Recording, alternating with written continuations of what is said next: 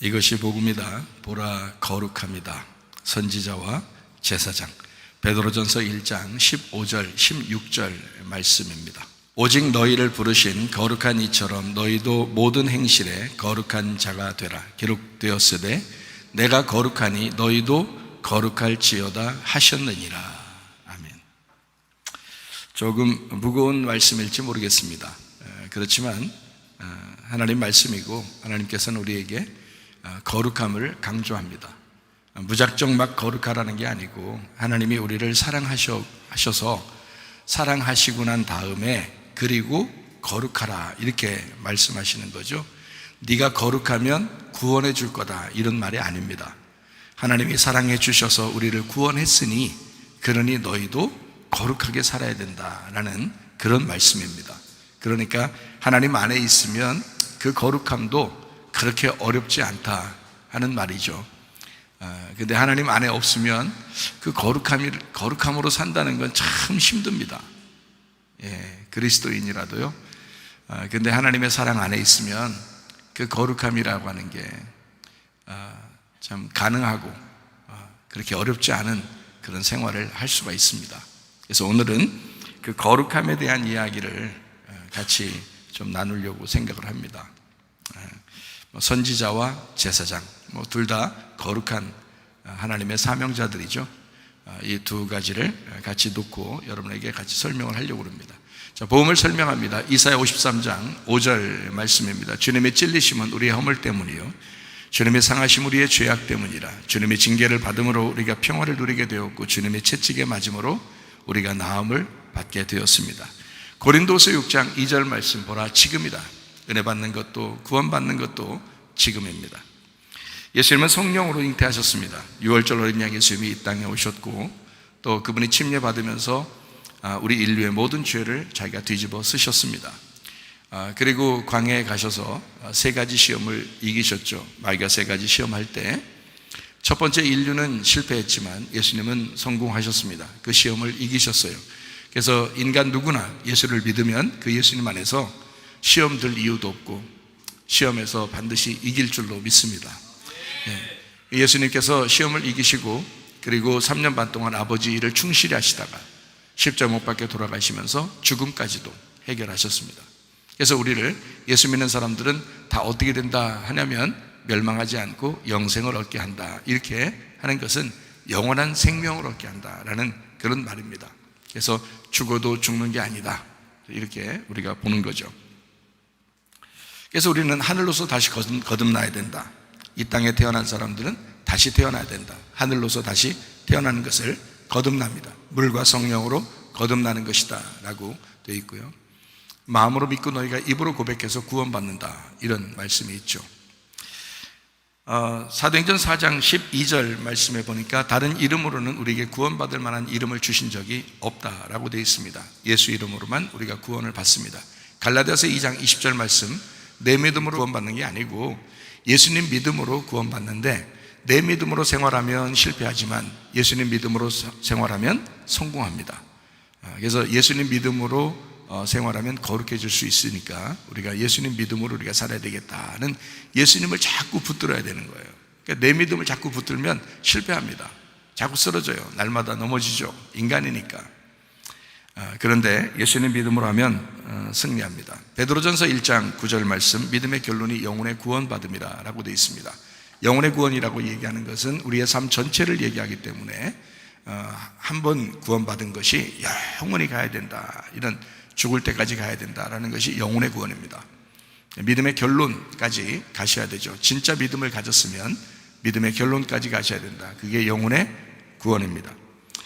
누가복음 12장 20절 말씀에 보니까요 어리석은 사람이 있습니다. 영혼이 오늘 밤에 네 영혼이 죽을지도 모르는데 네 것이 다 누구 것이 되겠느냐라고 이거를 모르는 사람이 어리석은 사람입니다. 날마다 하나님이 나를 부르시면 언제라도 내가 갈 수 있다라고 하는 걸 생각하면 조심스럽게 살게 되죠. 지혜롭게 살게 되죠. 하루하루를 정말 낭비하지 않고 살고 싶죠. 그게 지혜로운 것입니다. 하루하루를 허비하는 삶을 살지 않고 거룩하게 낭비하지 않고 진실되게 좀 의미 있게 하루하루를 살다가 주님 만나시기를 바랍니다. 베드로전서 2장 5절 말씀에 보니까요, 거룩한 제사장이 되라 그랬습니다. 우리 보고요, 우리들 모두 다 거룩한 제사장이 되라 이렇게 말씀합니다. 베드로전서 2장 9절 말씀에 보니까 택하신 족속이요 왕같은 제사장이다.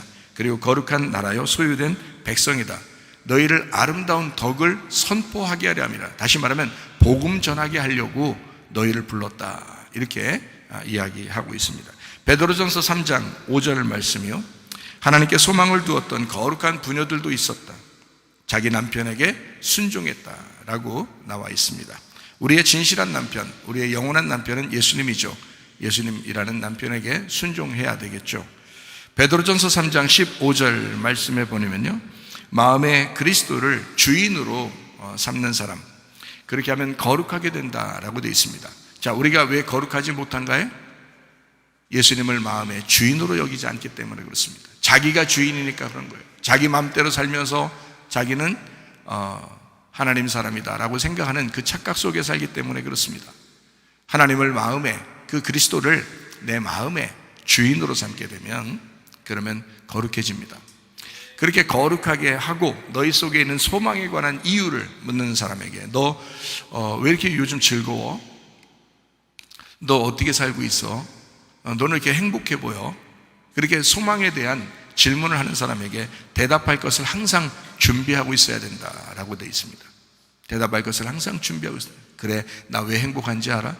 내가 왜 이렇게 생활은 힘든데 왜 이렇게 웃으면서 사는지 알아? 내가 이유가 있어서 그래. 무슨 이유인데? 라고 물어볼 거 아니에요. 예수님 때문이야. 내가 예수님을 경험하고 살고 있거든. 내가 거룩하게 살고 있기 때문이야. 예수님과 하나가 됐거든. 예수님은 나의 주인이야. 내 마음에 천국이 있어. 겉으로 볼 때는 좀 힘들지만 그러나 내 속에는 천국이 있어. 어떤 소망에 대한 이유를 누군가가 물어보면 대답할 수 있는 사람이 되어야 합니다. 유다서 1장 14절 말씀이요, 아담의 칠대손 에녹이 예언을 했는데 보라, 주께서 수많은 거룩한 자와 함께 오신다 라고 에녹이라는 사람이 예언을 했대요. 창세기 5장에 나오는 에녹이라는 사람이 있습니다. 하나님과 동행한 사람이었죠. 창세기 6장에는 노아가 하나님과 동행했다 그랬습니다. 근데 이 에녹이라는 사람이 어떤 사람이냐면 예언자였어요. 선지자였습니다. 300년 동안 하나님과 동행하면서 하나님의 예언을 받고 그 계시 안에 살았는데, 이 사람은 그 당시에 무엇을 봤냐면 수많은 하나님의 거룩한 사람이 예수님과 함께 올 것이다 라고 하는 것을 보았답니다. 얼마나 감사해요. 이 에녹이라는 사람, 그렇게 하나님과 교통하면서 살았다. 그래서 하나님과 동행하는 사람이 되었다라는 것을 기록하고 있습니다. 유다서 1장 20절 말씀이요, 사랑하는 자들아, 너희는 너희의 지극히 거룩한 믿음 위에, 거룩한 믿음 위에 자신을 세우며 성령으로 기도하라 그랬습니다. 거룩한 믿음으로 여러분 사시기를 바랍니다. 성경에서는 우리 보고 거룩한 사람이다, 그래서 우리를 성도라고 그럽니다. 성도는 거룩한 사람입니다. 그거를 성도라 그럽니다.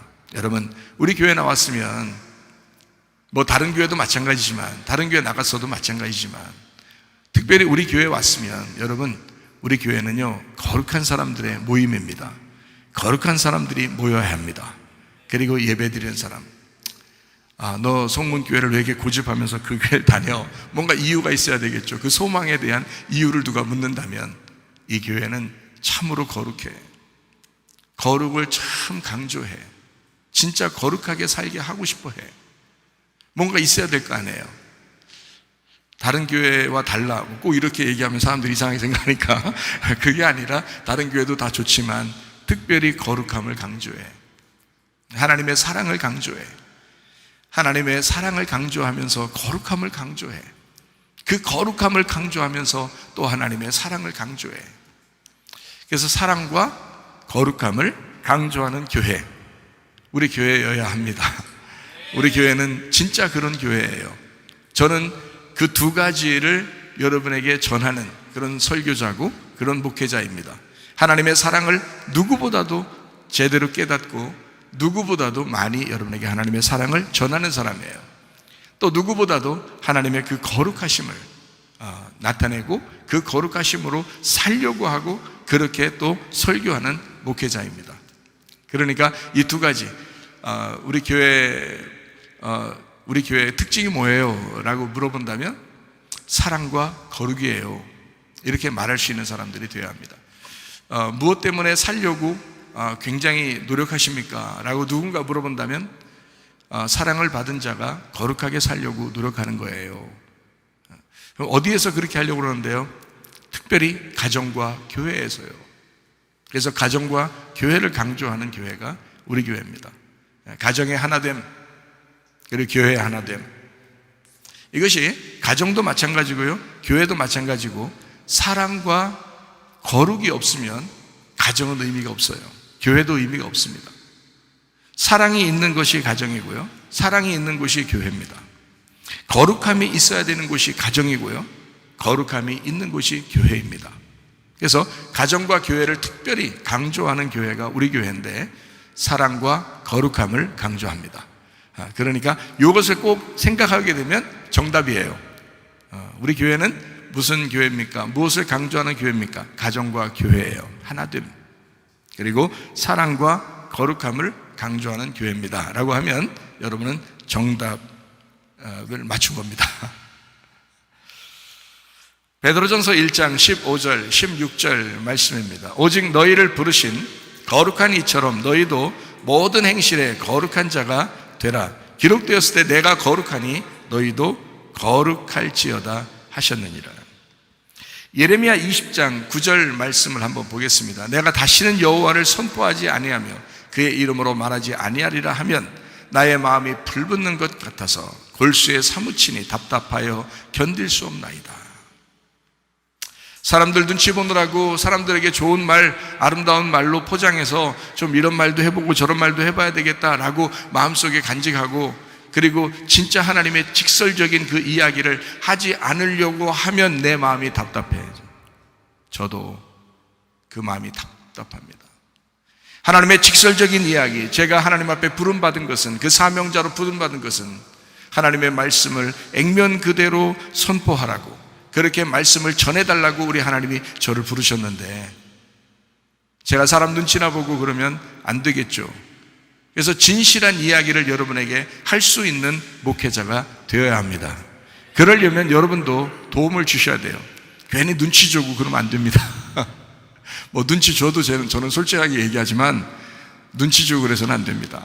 괜히 위축되잖아요. 목회자가 좀 조심해야지, 이런 말 조심해야지, 뭐 이렇게 할 수 있잖아요. 그렇게 안 하도록 있는 그대로 말씀을 증거할 수 있도록 그렇게 여러분이 그 말씀에 순종하려는 자세를 가지고 말씀을 들으셔야 합니다. 그래야 목회자가 떳떳하게 그 말씀을 증거할 수 있죠. 사명자도 외롭잖아요. 주의 말씀을 증거하는 목회자도 외롭다고요. 사람들이 아무도 내 편 같지 않고 그럴 때가 한두 번이 아닙니다. 저 혼자 있는 것 같은 그런 느낌이 상당히 많을 때가 있어요. 참, 그럼에도 불구하고 내가 하나님 말씀을 증거할 수밖에 없는 그 가슴이 불붙는 것 같아서 그 말씀을 증거할 수밖에 없는, 그 예레미야도 똑같은 심정을 가지고 있었어요. 저 예레미야의 똑같은 예레미야 20장 9절의 그 똑같은 그 심정이 하나님의 심정이에요. 하나님의 심정. 그것을 저도 예레미야를 읽으면서 제가 그 마음을 깨닫게 되었습니다. 제가 회개하고 은혜 받고서 예레미야를 읽을 때 얼마나 울었나 몰라요. 진짜 땅을 치면서 제가 무릎 꿇고 성경을 제가 이거를 그냥 못 보겠더라고요. 이 예레미야서를 무릎을 딱 꿇고 하나님 앞에 이 예레미야서를 놓고 하나님 앞에 울면서 내가 읽는데요, 하나님 마음이 막 느껴지는 거예요. 하나님이 얼마나 울고 있는지를 제가 알게 된 거예요. 예레미야가 우는 그것이 하나님의 울음이었습니다. 하나님의 눈물. 그래서 예레미야가 눈물의 선지자다라고 하는 것이 괜히 있는 이야기가 아니었어요. 예레미야가 속속들이 하는 그 말들은 다 하나님의 마음이었습니다. 그것을 제가 깨닫고, 하나님, 제가 하나님의 마음을 시원케 해드리는 목회자가 되고 싶습니다. 하나님의 눈물을 닦아드리는 그런 목회자가 되고 싶습니다. 얼마나 울었나 몰라요. 그 하나님의 마음이 느껴져서 저는 간절한 마음으로 여러분에게 말씀을 증거하는 설교자입니다. 때때로 인간적인 마음이 생겨날지도 모르겠지만 그래도 저는 변함없이 여러분에게 가슴 터지는 마음으로 솔직한 심정으로 하나님 앞에 바른 목회자로서 사명자로서 내가 서서 여러분에게 말씀을 증거하는 것입니다. 이런 말씀을 여러분이 듣고 순종한다고 하는 것은 축복입니다. 여러분, 하나님의 성품 두 가지가 있습니다. 성경적으로 하나님의 성품 두 가지요. 이게요, 에덴 동산 중앙에 있었던 선악과 나무와 생명나무입니다. 이것이 하나님의 성품 두 가지입니다. 선악을 알게 하는 지식의 나무를 뭐라고 하냐면 율법이라고 합니다. 율법은 하나님으로부터 왔고요, 하나님이 주신 것입니다. 율법은 처음부터 나쁘다 하는 것이 아닙니다. 율법은 좋은 겁니다. 하나님이 주신 거예요. 선악과 나무 하나님이 만드신 거예요. 생명나무도 하나님이 만드신 거예요. 에덴 동산 중앙이라는 내 마음의 중앙에 선악과와 생명나무가 늘 존재하고 있다는 겁니다. 그럼에도 불구하고 사랑하는 감정을 품은 그 생명나무는 은혜라고 합니다. 그래서 하나님은 율법을 가지고 있지만 은혜를 가지고 계신 하나님이시다 라고 하는 것이 성경의 말씀입니다. 그래서 하나님의 성품은 두 가지가 되어 있어요. 하나는 사랑이고요, 하나는 거룩입니다. 하나님의 그 거룩함에 도전했던 그 첫 아담이 있었습니다. 아담과 하와죠. 그게 바로 누구냐면 바로 이 땅에 태어난 나입니다. 이 땅의 흙의 존재로, 육체의 존재로 태어난 우리들입니다. 이 사람들은 하나님의 거룩함에 도전했습니다. 하나님의 거룩함을 알려주는 것이 선악을 아는 지식의 나무거든요. 선악을 모른다면 인간은 선악을 모르고 그냥 방종하며 살 것입니다. 그러나 인간은 점점 자라나면서 선악의 개념을 알게 되어 있습니다. 그래서 선악의 개념을 아는 사람이 거룩한 생활을 하게 되죠. 그래서 그 거룩함을, 하나님의 그 거룩함을 도전하지 말라, 그래서 선악으로 먹지 마라 한 것입니다. 선악으로 먹으면 네가 선악을 알게 돼, 그때부터 네가 하나님처럼 판단하게 된다는 겁니다. 사람을 비판하고 판단하게 된다는 거예요. 그래서 선악으로 먹지 말라고, 선악과 먹지 말라고 했던 겁니다. 그러면 그 전에는 뭘 어떻게 먹었을까요? 생명나무로 먹었습니다. 그 전에는 하나님 앞에 늘 사랑으로, 은혜로, 복음으로, 생명으로 먹었습니다. 그런데 사람이 선악과를 먹고 난 다음부터는 사람이 비판하게 되고 판단하게 되고 자기가 스스로 거룩해져서 스스로 다른 사람을 막 정죄하게 되고 재판하게 되고 심판하게 되고 이렇게 된 사람으로 바뀌었다 이 말입니다. 선악을 아는 지식을 먹고 난 다음부터 그렇게 되었다. 먹지 마라 그랬으면 안 먹어야 되잖아요. 먹었으니까 하나님께 대한 도전이죠. 그래서 하나님의 그 거룩함에, 하나님이 알고 있는, 하나님만이 재판장이고 하나님만이 판단하시는 그 하나님의 심판의 권위를 인간이 도적질했다는 말입니다. 그래서 선악과를 먹어버렸다. 그래서 선악과 먹은 게 뭐 그리 큰 죄냐라고 사람들이 생각하겠지만 그건 엄청난 죄입니다. 왜냐하면 하나님의 권위를 도전한 것이기 때문입니다. 그래서 자기 스스로 판단자가 된 거예요. 자기 스스로 재판장이 된 거예요. 자기 스스로 하나님이 된 거예요. 그래서 사람들을 비판하잖아요. 사람들을 판단하잖아요. 사람들을 재판하잖아요. 왜냐하면 선악과를 먹었기 때문입니다. 선과 악을 막 구분해버립니다. 근데 교회에 오면 어떻게 해요? 선악을 구분하는 것보다는 어떻게 해요? 사랑하려고 그러고, 서로 사랑하라 그러고, 서로 생명을 주라 그러고, 그래도 덮어주라 그러고, 어떤 사람 잘못했으면 그래도 덮어줘라 그러고, 자꾸 생명을 얘기하죠. 하나님의 사랑을 얘기하죠. 복음을 얘기하죠. 너희들 죄인임에도 불구하고 하나님께서 너희를 구원하신 거야.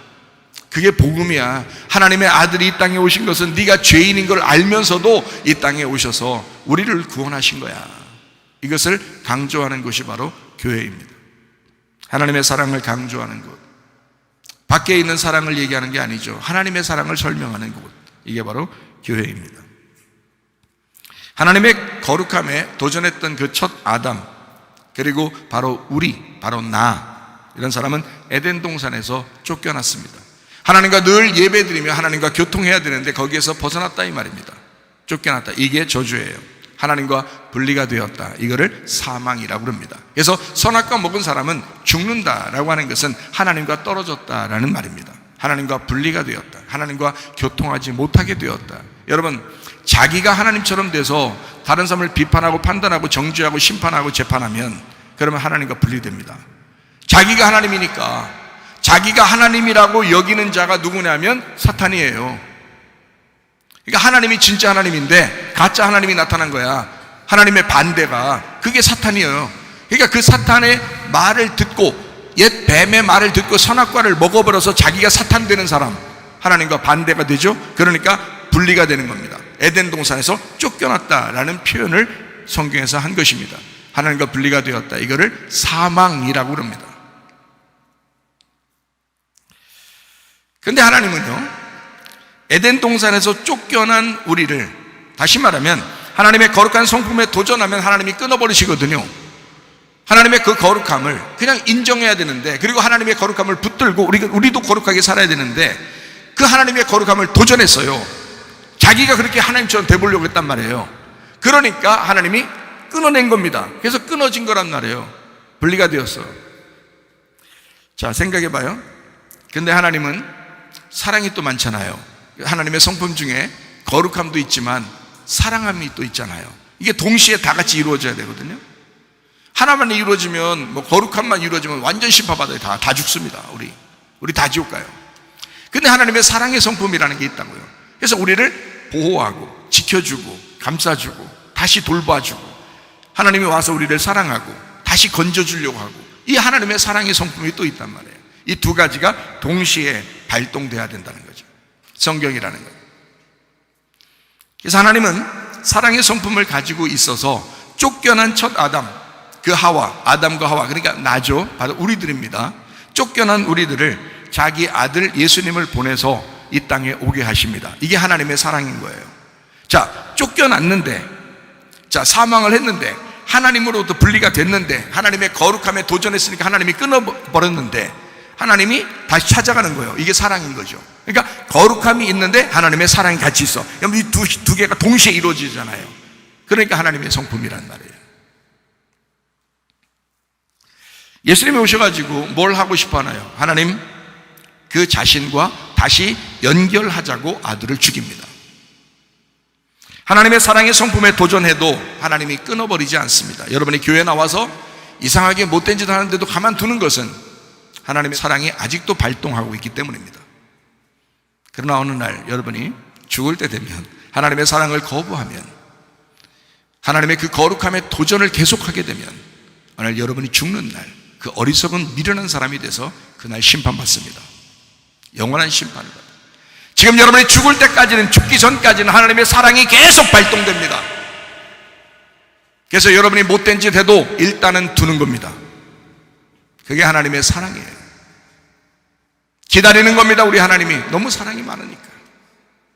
마치 탕자를 돌아오기를 아버지가 기다리는 것처럼, 그 아버지가 잠이나 잤겠어요? 밖에서 늘 아들을 기다립니다. 돌아오는 아들이 걸어서 터벅터벅 걸어옵니다. 그때 아버지가 막 뛰어갑니다. 누가 더 간절했단 얘기예요? 아버지가 더 간절했단 얘기입니다. 아버지의 마음이 그렇습니다. 하나님 아버지의 마음이 그런 마음입니다. 여러분을 아직도 기다리시고 아직도 사랑하시고 여러분에게 달려가시는 그 주님, 그 말씀이 오늘 여러분에게 선포되는 것입니다. 쫓겨난 첫 아담을 위해서 자기 아들을 보내고 하나님 아버지와 다시 연결하자고, 하나님의 그 사랑의 성품에 도전해도 하나님은 끊어버리지 않겠다고, 계속 기다리겠다고 하시는 그 주님. 그렇지만 그 십자가의 본질을 알게 된 사람은 하나님의 사랑을 깨닫습니다. 계속 못된 짓 하지 않습니다. 하나님의 그 사랑을 깨달은 사람은 스스로 하나님의 거룩함을 추구해 나갑니다. 하나님의 거룩함으로 살게 되어 있다, 그 말입니다. 하나님이 너무 사랑했으니까 그 사랑을 깨닫게 되면 깨닫게 될수록 가만히 있을 수 없거든요.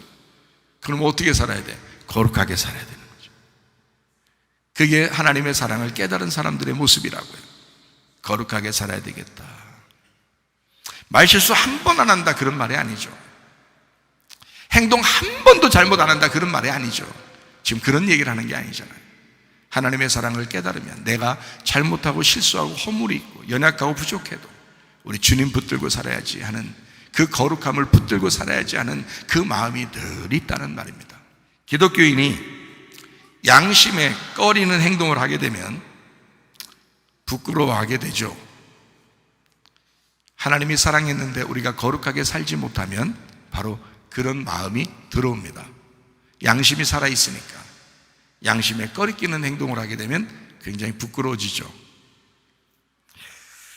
베드로전서 1장 15절 16절 말씀입니다. 오히려 너희를 부르신 그분께서 거룩한 것처럼 너희도 모든 행실에 거룩하라 라고 되어 있고요, 이는 기록되기를 내가 거룩하니 너희도 거룩하라 라고 하시기 때문이다. 자, 사명자는 그래서 이 두 가지를 같이 전달하는 사람입니다. 하나님의 사랑도 전달하고 하나님의 거룩함도 전달해야 되는 것이 사명자입니다. 사명자는 하나님과 사람 사이를 중보하는 제사장 직분이 있습니다. 마치 구약성경에 보면 아론과 같은 사람이죠. 그런가 하면 말씀을 액면 그대로 선포하는 선지자의 직분도 동시에 갖고 살아갑니다. 모세와 같은 사람입니다. 그래서 성경 구약에서는 모세와 아론이 같이 나오는 겁니다. 하나는 모세의 성품, 하나는 아론의 성품, 하나는 모세의 역할, 하나는 아론의 역할을 하는 하나님의 그 두 가지의 모습을 설명해 주기 위해서 있는 것입니다. 모세에게 도전하면 심판받습니다. 그렇죠? 근데 여러분 성경을 가만히 읽어보시면 아론에게 도전하면 심판받아야 안 받아요? 안 받아요. 참 희한하죠? 성경에 참 놀라운 장면들입니다. 자, 모세는 하늘에서 온 율법이에요. 하늘에서 왔다는 말은 산에 올라가서 하나님을 만나고 그 하나님이 불러서 그 하나님이 보내서 땅으로 내려오신 분이 모세란 말이에요. 그러니까 하늘에서 내려오신 분, 하늘에서 온 율법, 그래서 모세라고 그러는 거예요. 모세한테 도전하면 심판해요. 하나님이 바로 심판해요. 완전 거룩하고 하나님과 함께 있었던 그 하나님의 거룩함으로 이 땅에 나오신, 그래서 분리시키러 이 땅에서 거룩한 사람들을 모으려고, 하나님의 백성을 모으려고 분리돼서 나오신 분이기 때문에 거룩하다는 말입니다. 선지자 역할이에요. 그런가 하면 아론이라고 하는 사람은 땅에서 온 사람입니다. 이스라엘 백성들과 함께 살았어요. 하나님이 특별히 혼자, 이 사람 혼자를 산에서 부르거나 그러지 않았습니다. 그냥 땅에서 이스라엘 백성들과 같이 산 사람이에요. 그러니까 누구보다도 이스라엘 백성들을 이해하겠죠. 그렇죠? 그래서 은혜라고 합니다. 이 사람은 은혜를 가진 사람이에요. 그리고 심판이 아니라 용서합니다. 아론에게 도전해도 용서받습니다. 아론은 특별히 사람들과 한 마음이 돼서 살아갑니다. 연합하려고 그러는 거예요. 그래서 사람들의 이야기를 다 들어줍니다. 사람들의 못된 이야기도 들어줍니다. 아론이.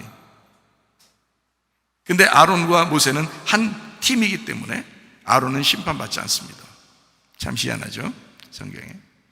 막 금송아지 만들어 달라고 막 사람들이 그러니까 하도 사람들 이해가 되니까 금송아지를 만들어 준 거예요.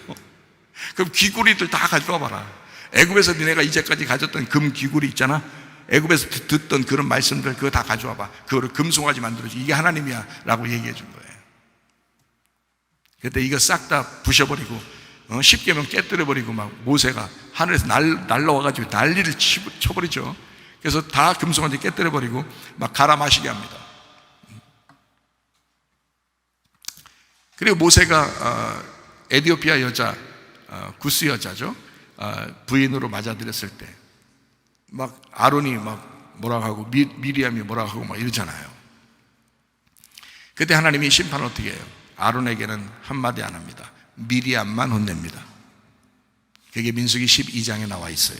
그러니까 성경을 우리가 가만히 이렇게 보면, 전체적으로 이렇게 바라보면, 모세와 아론을 하나님이 두 개의 감람나무로 이렇게 만드셨구나. 그게 한 감람나무구나.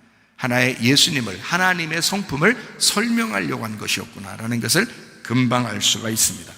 그래서 아론이라는 사람이 같이 있으면 연합하게 됩니다. 그리고 하나님은 늘 아론을 통해서 사랑하려고 합니다. 사람들을요. 자, 모세는 거룩함의 상징이고 선지자입니다. 아론은 사랑의 상징이기 때문에 그렇습니다. 제사장입니다. 자, 선지자는 하늘에서 왔고 먼저 우선순위가 거기에 있어야 된다. 그래서 모세를 먼저 부르시고요. 우선순위입니다. 모세를 부르지 않으면 아론은 없는 거예요. 모세를 먼저 부르시고요. 우선순위를 둡니다. 땅에서 온 이 아론이라는 사람을 모세를 통해서 아론을 부르게 되고요. 그리고 이 아론은 나중에 온 것입니다. 그러니까 먼저는 모세고요. 그 다음에는 아론이란 말이에요. 자, 그러니까 알파와 오메가가 되는 거죠. 하나는 하늘에서 오는 거고 하나는 땅에서 오는 거란 말이에요. 예수님은 원래 하나님이십니다. 예수님은요. 근데 이 땅에 하나님의 아들로 땅에서 태어나요. 무슨 말인지 아시겠어요? 그러니까 사람들의 마음을 다 아신다는 거예요. 사람들의 심정을 다 아신다는 거예요. 너희의 연약함을 다 아신다는 거예요.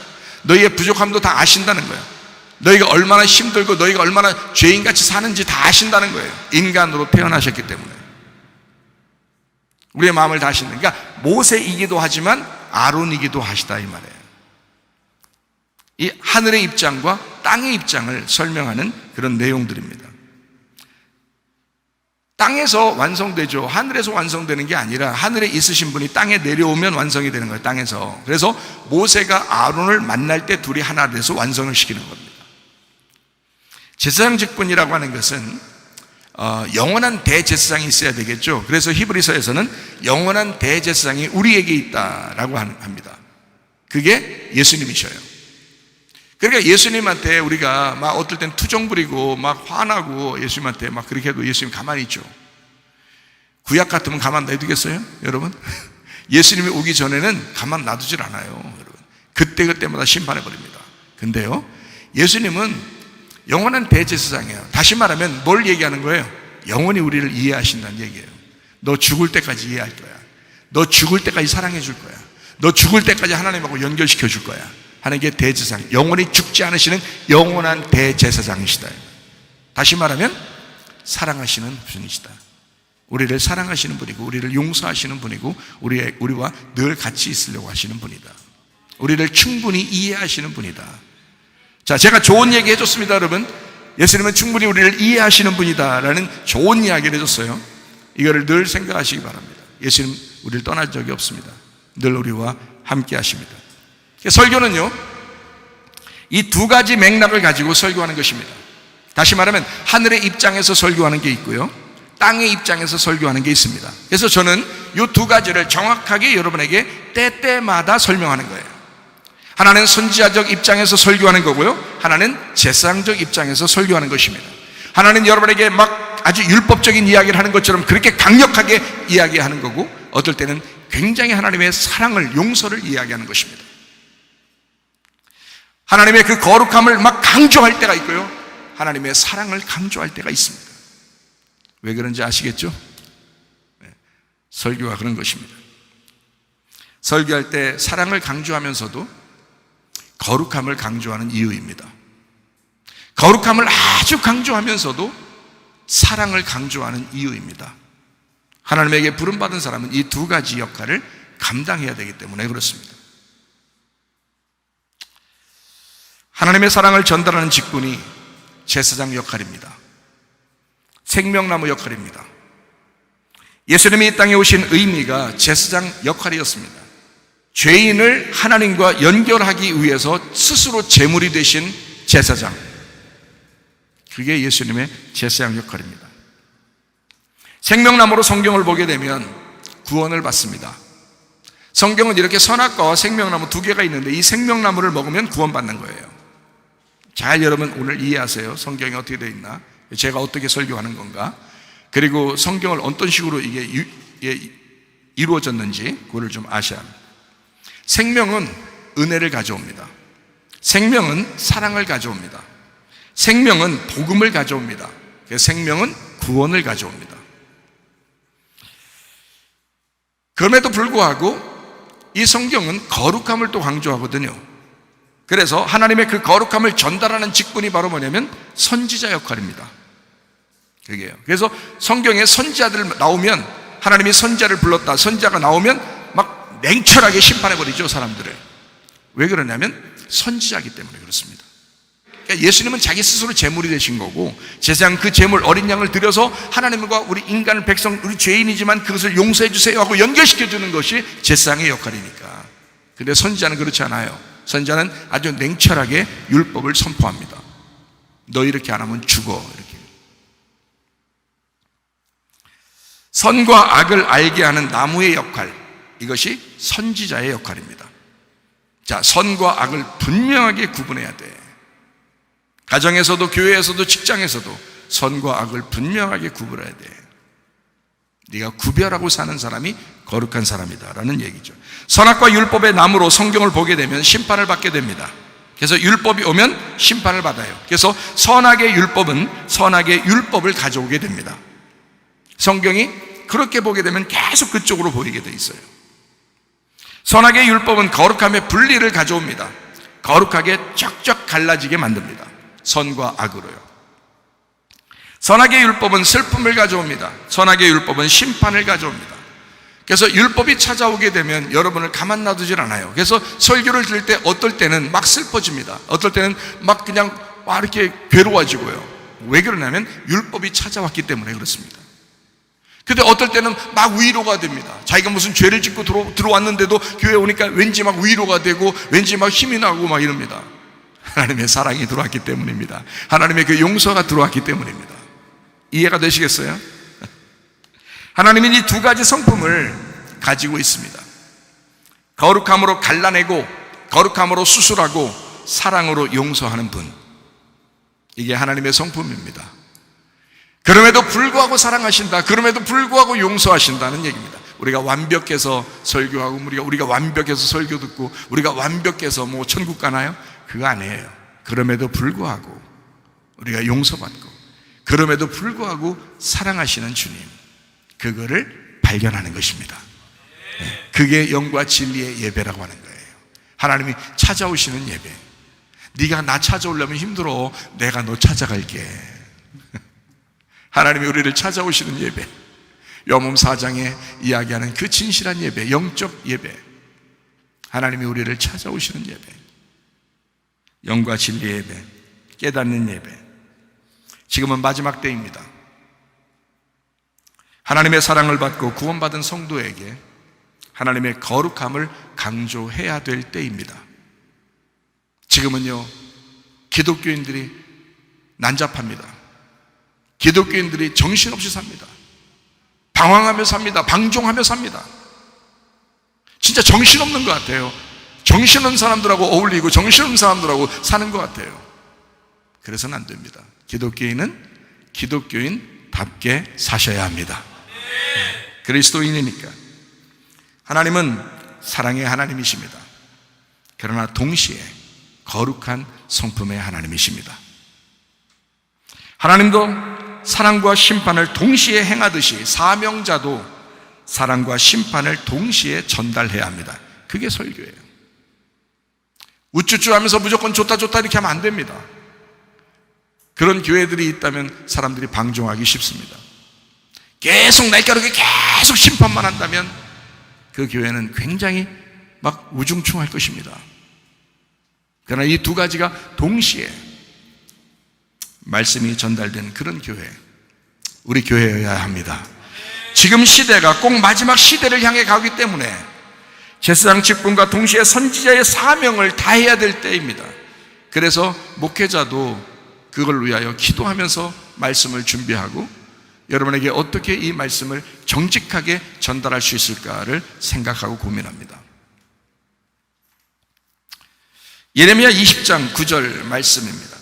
내가 다시는 여호와를 선포하지 아니하며 그의 이름으로 말하지 아니하리라 하면 내 마음이 불붙는 것 같아서 골수에 사무치니 답답하여 견딜 수 없나이다. 온갖 조롱과 핍박 속에서 하나님의 말씀을 전하지 않을 수도 있었지만 견딜 수 없는 그 괴로움이 엄습합니다. 예레미야에게 말하지 않는 것이 더 힘들어진다는 얘기입니다. 목회자는 어떨까요? 목회자도 마찬가지입니다. 말하지 않으면 답답합니다. 괴롭습니다. 그게 더 힘듭니다. 내가 사람의 종이냐 아니면 하나님의 종이냐. 내가 하나님의 종으로 살릴 것 같으면 내가 사람의 기쁨을 구하지 말아야 되겠다. 차라리 사람들에게 좋게 하다가 내가 멸망하면 나만 손해 아닙니까? 하나님의 종으로 살아야죠. 진짜 하나님의 종으로 살아야죠. 저도 주님 만나야죠. 저도 진실한 주의 사람으로 살고 싶습니다. 말하지 않겠다고 나도 어떨 때는 내가 말하지 말아야지 진짜. 상대하지 못할 사람도 있구나. 진짜 답답하다. 이렇게 해서 마음에 그냥 그럴 때도 있습니다. 살다 보면. 근데 그게 더 힘들어요. 그걸 참는 게 더 힘들어요. 죽을 것 같아요. 그게 사명자이기 때문에 그렇습니다. 사명자는 하나님의 일을 자의적으로 할 수 없습니다. 사명자는 하나님의 뜻을 따라 순종하는 자입니다. 하나님이 하라 하시면 하고, 하나님이 하지 말라면 하지 말고, 하나님이 가라 하면 가고, 하나님이 가지 마라 하면 안 가고, 하나님의 뜻대로 살려고 하는 그 순종하는 사람이 사명자입니다. 주의 일을 하는 사람이 있습니다. 귀신이 그냥 둘 리가 없습니다. 자, 설교하는 사람에게, 주의 일을 하는 사람에게 귀신은 가만둘 리가 없습니다. 그냥 어영부영 하다 보면 시간 다 낭비해요. 여러분도 마찬가지예요. 예배 드리다가 시간 다 낭비. 잘못하면 여러분 진짜 하나님 앞에 내가 진짜 이렇게 살아야지 하고 결심하고 말씀을 들어야 되는데, 그렇지 않으면 여러분 시간 다 낭비합니다. 이거 여러분 손해예요. 온갖 박해가 있고, 그 배고픔이 있고, 외로움이 있고, 어떠한 두려움이 있어도 하나님께 순종하는 일을 방해하는 것이 귀신입니다. 분명히 방해거리가 찾아옵니다. 사명자에게도 찾아오고요, 여러분에게도 찾아옵니다. 귀신의 역사는 늘 우리에게 도사리고 있습니다. 여러분 넘어뜨리는 건 일도 아닙니다. 우리 사명자들은요, 멋진 결과를 예측할 수 있어서 순종하는 길이 아닙니다. 내가 이렇게 순종하고 하나님 앞에 이렇게 내가 하나님 앞에 사명자로서 설교하고 이렇게 하면 하나님이 나의 인생을 멋지게 만들어줄 거야 라고, 그래서 내가 사명자의 일을 감당하는 게 아닙니다. 하나님의 부르심에 응답하는 그 마음이 불타오르기 때문에 순종하는 겁니다. 견딜 수 없으니까, 내가 이렇게 살지 않으면 안 되니까, 내가 죽을 것 같으니까, 그게 사명자입니다. 어떤 결과가 나타나더라도, 나의 미래가 불확실해도 그 길을 가는 것이 사명자입니다. 사명자이기 때문에 가는 길, 어려워도 힘들어도 내 앞을 몰라도 하나님 앞에 순종해야 하니까 가야 하는 그 길. 갈라디아서 1장 10절 말씀입니다.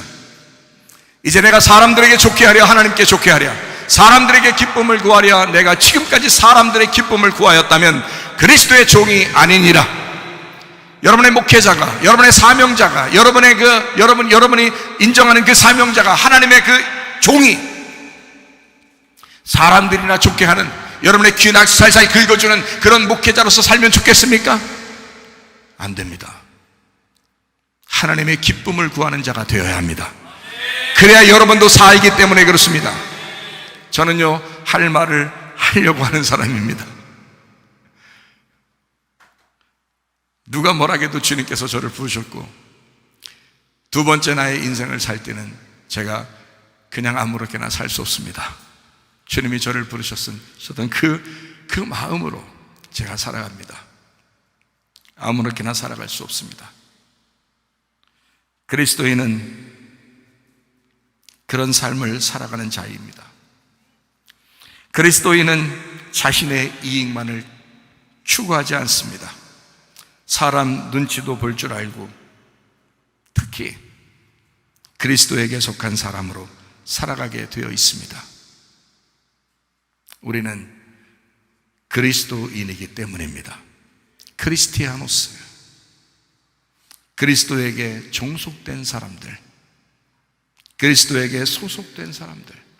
사도행전 11장 26절 말씀입니다.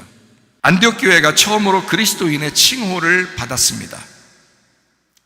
바울과 바나바가 목회하던 안디옥 교회에서 성경을 배운 제자들을 사람들은 그리스도인이다, 너희들은 그리스도인이구나, 크리스티아노스구나, 그리스도에게 소속된 자구나, 너희들의 주인은 그리스도밖에 없구나, 그리스도만이 왕이구나, 이렇게 사람들이 인정할 수밖에 없었습니다. 우리에게는 굉장히 영광스럽고 자랑스러운 이름이지만 그 당시에는 순교를 각오하는 이름입니다. 사람들이 너 크리스티아노스구나 라고 하면 그건 죽었다 복창해야 되는 사람입니다. 그 당시에는. 초대교회는 예수 믿고 죽는 것을 두려워하지 않았습니다. 그 사람은 내가 크리스티아노스다, 나는 죽기를 각오한 자이다, 나는 그리스도를 따라가는 자이다, 그리스도가 우리를 위하여 죽으셨듯이 우리도 그 주님을, 내 십자가를 지고 나를 부인하면서 주님을 따라가는 자이다, 나는 주님의 종이다, 주님의 제자이다 라고 고백하는 사람들이 초대교회의 사람들이었습니다. 예수를 믿는다는 것은요, 곧 죽음을 전제해야 가능한 일입니다. 여러분, 교회 나온 사람들 요즘에 죽음을 각오하고 교회 다니는 사람들은 없어요. 그게 문제입니다. 그게 문제예요. 그렇게 되면 여러분이 진짜 죽을 때 그때 심판을 받아요. 문제는 지금 죽기를 각오하고 주님의 교회에 나오셔야 합니다. 그래야 여러분을 하나님께서 크리스티아노스, 너 진짜 죽기를 각오하고 예수를 믿는 사람이구나, 죽기를 각오하고 교회 나온 사람이구나 라고 주님이 인정하실 거 아니겠습니까? 제가 봐도 아는데요, 죽기를 각오한 사람이 그렇게 많지 않습니다. 안디옥 교회에 영향력 있는 지도자 바나바가 있었습니다. 사도행전 11장 24절 말씀입니다. 바나바는 착한 사람이었대요. 성령과 믿음이 충만한 사람이었대요. 성령 충만한 사람이래요. 믿음이 충만한 사람이래요. 이게 바나바래요. 그런 사람이 있으니까 그 교회가, 그 안디옥 교회가 그리스도인이다 라고 인정을 받게 되었습니다. 사도행전 11장 25절의 말씀입니다. 바나바가 사울을 찾으러 다소에 가서 바나바가 바울을 데려다가 안디옥에서 함께 가르쳤습니다. 그런 안디옥 교회가 그리스도인이다 라고 사람들이 칭하는, 그렇게 부름받는, 그렇게 불려지는 교회가 되었다는 것입니다.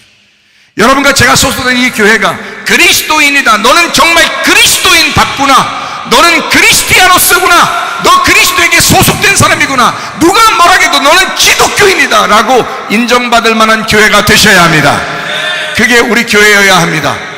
우리는 거룩한 하나님의 백성이기 때문에 그렇습니다. 직분자는 하나님의 말씀에 순종하는 일꾼입니다. 목회자와 가장 가까이 있는 사람이 교회 일꾼입니다. 바나바와 바울이 함께 동역했습니다. 안디옥 교회는 성령 충만한 교회가 되었습니다. 바나바가 그런 사람이었기 때문에 그렇습니다. 바울이 그런 사람이었기 때문에 그렇습니다. 그들은 목숨 걸고 주님을 사랑하고 목숨 걸고 교회를 섬겼던 사람이었기 때문입니다. 저도 목숨 걸고 이 교회를 섬깁니다. 저와 함께 동역자가 몇 명이 될까? 성령 충만한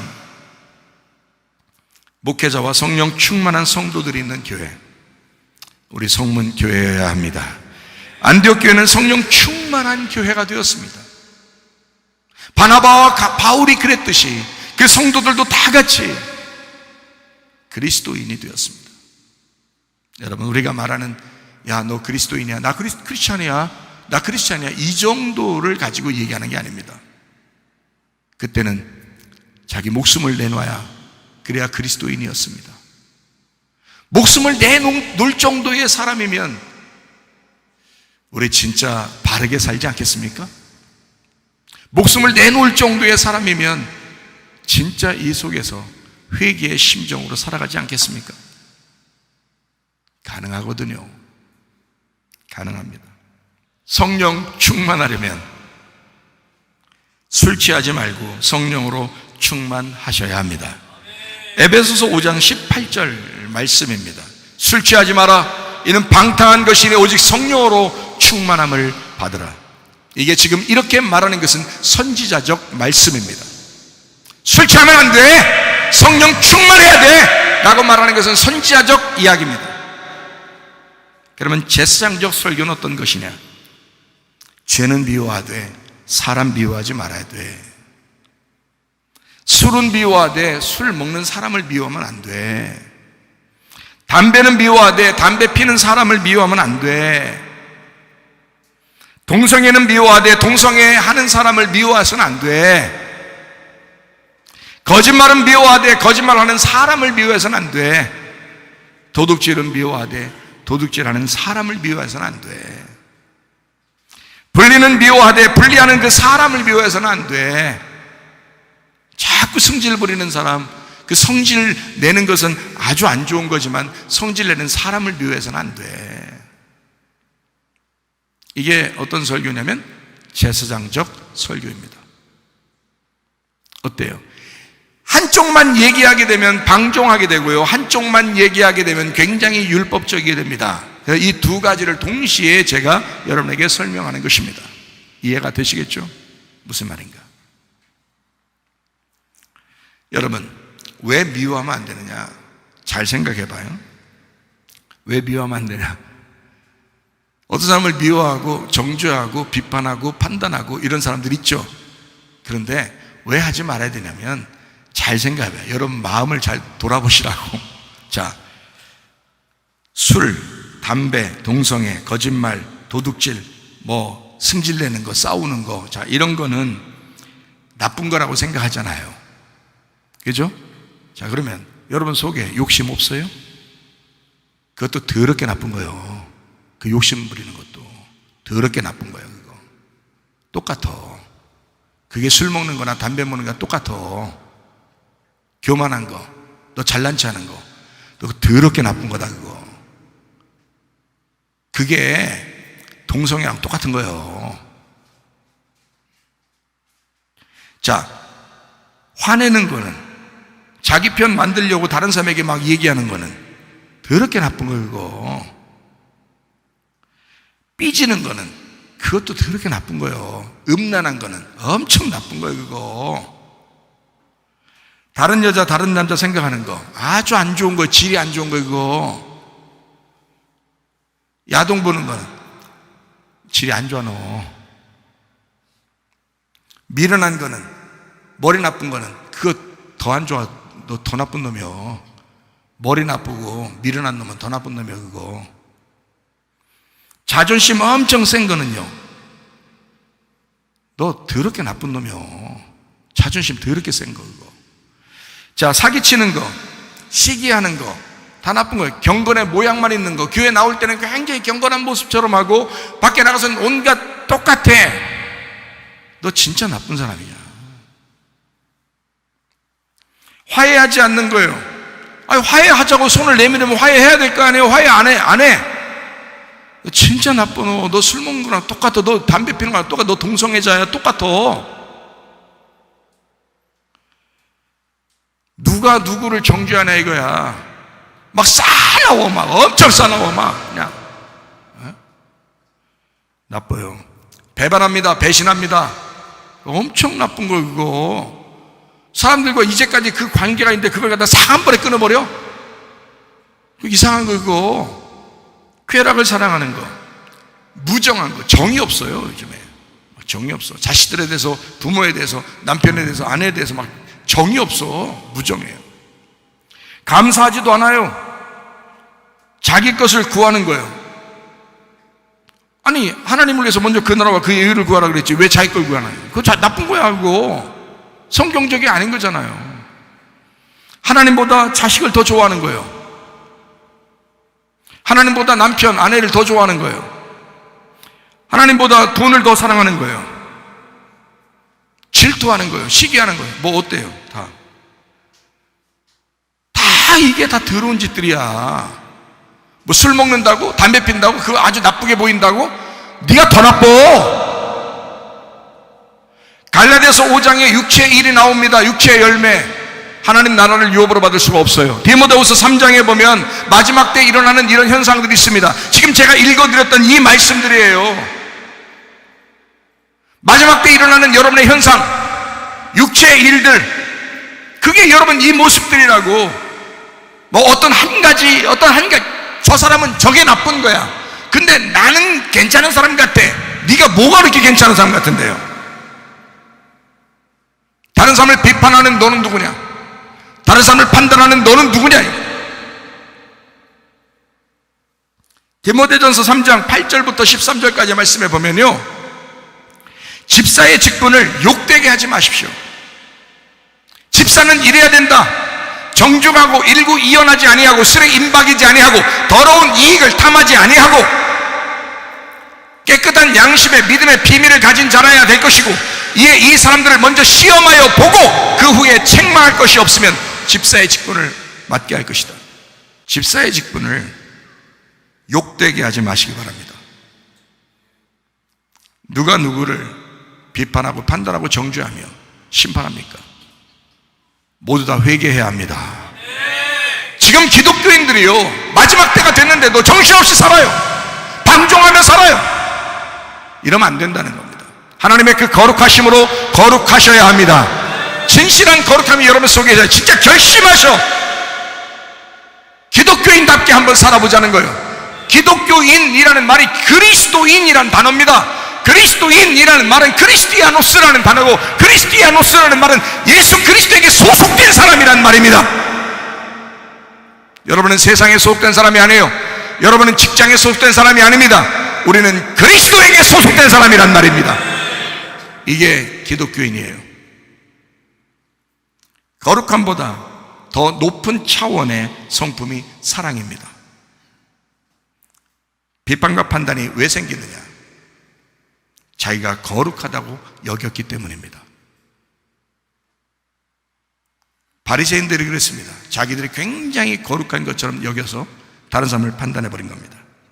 타락한 인간이 선악과를 먹고 하나님의 그 거룩함을 오히려 비판과 판단거리로 삼았다, 그 말입니다. 예수님은 그 바리새인들, 그들의 오만한 거룩함에 도전하셨습니다. 기독교인들이 잘못하면 상당히 자기가 의로운 것처럼, 자기는 거룩하고 저 사람은 나쁘다는 생각을 하는 것처럼 그렇게 생각해서 판단하고 비판하고 정죄한단 말입니다. 그게 더 나빠. 그게 더 나쁜 거다. 예수님은 그런 오만한 거룩함에 도전하신다. 이 설교가 그렇게 여러분을 도전하는 것입니다. 거룩한 오만함이 여러분 속에 있으면 이것을 이 설교자가, 사명자가, 그리스도의 말씀이 여러분을 도전하는 것이다, 이 말이에요. 이해가 되십니까? 무슨 말씀인가요? 예수님은 바리새인의 거룩함에 못 미치는 그 죄인을 더 사랑하셨습니다. 예수님은요, 그런 오만한 거룩함보다 더 높은 차원에서 살아가야 합니다. 그게 그리스도의 사랑이라고 하는 것입니다. 하나님의 사랑을 받으셨습니까? 하나님을 진심으로 사랑합니까? 여러분, 진심으로 주님을 사랑해 본 적이 있습니까? 하나님의 사랑의 성품으로 살아가고 싶어 합니까? 이제까지 그렇게 못했다 할지라도 오늘 그런 성품을, 하나님의 그 사랑의 성품을 받아들이고 내가 하나님의 사랑을 받아 그렇게 살아가야 되겠다라고 결심하면 됩니다. 우리는 모두 똑같은 죄인입니다. 서로 용서하고 하나가 되셔야 합니다. 서로 사랑하자고, 그것이 새 계명이라고 요한복음 13장 34절 35절에 말씀하고 있습니다. 새 계명, 서로 사랑하라. 너희가 서로 사랑하면 이로써 모든 사람이 너희가 내 제자인 줄 알리라. 술, 담배, 동성애, 거짓말, 도둑질, 불리함 등등 사람을 미워할 수는 없지만 이 모든 건 회개가 필요합니다. 다시는 그러지 말아야 되겠다고 결심하고 설교를 들어야 하고 그렇게 교회를 다니셔야 합니다. 우리는 그리스도인이기 때문입니다. 그리스도에게 종속된 사람입니다. 술 취하지 말라, 이는 방탕한 것이니 오직 성령으로 충만함을 받아라. 에베소서 5장 18절의 말씀입니다. 성령 충만이 답이기 때문입니다. 그러니까 성령 충만하게 해달라고 하나님 앞에 기도하시기 바라요. 하나님, 내가 성령 충만해야 됩니다. 성령 충만하지 않으면 내가 방종하고, 성령 충만하지 않으면 내가 방탕하니 하나님, 내가 성령 충만하게 하옵소서. 우리는 그리스도의 몸이고 그리스도의 거룩한 성전입니다. 고린도전서 3장 16절 17절의 말씀에 너희가 하나님의 성전인 것과 하나님의 성령이 너희 안에 거하시는 것을 알지 못하느냐. 하나님의 성전을 더럽히면 그 사람을 멸하실 것이다. 하나님의 성전은 거룩하니 너희도 그러하다. 고린도전서 6장 19절 20절의 말씀 이렇게 되어 있습니다. 너희 몸은 너희가 하나님께로부터 받은 바 너희 가운데 계신 성령의 전인 줄 알지 못하느냐. 너희는 너희 자신의 것이 아니다. 값으로 산 것이 되었으니 그런즉 너희 몸으로 하나님께 영광을 돌려야 한다. 그러므로 여러분, 기독교인은 기독교인답게 사셔야 합니다. 우리 몸 안에 세상의 더러움이 들어오지 않도록 그리스도인답게 사시기를 바랍니다. 우리 교회는 거룩한 하나님의 집입니다. 하나님의 사람들이 모여 예배하는 곳입니다. 누구나 들어와 예배할 수 있지만 결국 회개하려고 하는 사람들이 모여 있는 곳이 바로 우리 교회입니다. 회개하려는 자는 우리의 형제요, 우리의 자매입니다. 그러나 더럽게 회개하지 아니하고 끝까지 자기가 잘났다고 끝까지 자기가 하나님처럼 행세하면서 그렇게 살아가려고 하는 사람은 우리의 형제요 자매가 아닙니다. 그리스도의 형제요 자매, 그것이 우리 교회이고 서로 형제요 자매가 되려면 회개하셔야 합니다. 회개하지 않고 끝까지 자기 뜻대로 사는 자, 선악과를 먹은 그 자신이 신이 되기 때문에 결국 멸망할 것입니다. 우리는 마지막 결론에 가서 멸망할 그 사람들하고 사귀는 것이 아닙니다. 결론적으로 천국에 갈 사람들, 그래도 자기의 부족함을 알고 지금도 그 약할 때에 강함 주시는 그 주님 앞에 회개하는 사람들. 그래서 내가 기독교인으로 내가 살아야 되겠다, 내 한평생 내 영혼의 구원을 위해서 살아야 되겠다라고 하는 그 사람들과 사귀는 것입니다. 형제자매, 우리 성문교회는 거룩함으로 살기 원하는 사람들이 모여서 예배하는 곳입니다. 디모데전서 4장 5절 말씀과 기도로 거룩해진다 그랬습니다. 마태복음 7장 21절 말씀이요, 주여 주여 한다고 종가는 것이 아니라 말씀대로 살다가 주님 만나시기를 축원합니다. 로마서 14장 17절 말씀입니다. 하나님의 나라는 먹는 것과 마시는 것이 아니다, 오직 성령 안에 있는 의와 평강과 희락이라 그랬습니다. 아버지의 뜻대로 살게 되면요, 마음의 평화가 찾아옵니다. 하나님 나라는 우리 마음 안에서 먼저 이루어져야 되기 때문에 그렇습니다. 여러분, 왠지 양심에 꺼리는 행동을 하게 되면 마음이 행복하던가요? 기독교인이 기독교인답게 살지 못할 때 여러분 기쁘던가요? 아니죠. 성령 안에서 우리의 마음속에 의와 평강과 기쁨이 생겨나면 거기가 천국입니다. 진짜 여러분 속에서 기쁨이 넘쳐나셔야 합니다. 다시 말하면 어떻게 살 때 그렇게 가능하다고요? 떳떳하게 살 때, 기독교인이 기독교인답게 살 때, 떳떳하게 살 때, 하나님과 사람 앞에 떳떳하게 행동하려고 할 때, 그렇게 말하고 그렇게 생각하려고 할 때, 그리스도인답게 살아갈 때 마음에 기쁨이 찾아옵니다. 목사가 목사답게 살 때 기쁜 것입니다. 성도가 성도답게 살 때 기쁜 것입니다. 예레미야 20장 9절 말씀, 내가 다시는 여호와를 선포하지 아니하며 그의 이름으로 말하지 아니하리라 하면 나의 마음이 불붙는 것 같아서 골수에 사무치니 답답하여 견딜 수 없나이다. 여러분에게 말씀을 전했습니다. 저도 하나님이 나를 통해 일하시는 그 말씀들을 말하지 않을 수 없습니다. 베드로전서 1장 15절 16절 말씀 읽고 마치도록 하겠습니다. 오직 너희를 부르신 거룩한 이처럼 너희도 모든 행실에 거룩한 자가 되라. 기록되었을 때 내가 거룩하니 너희도 거룩할지어다 하셨느니라. 아멘.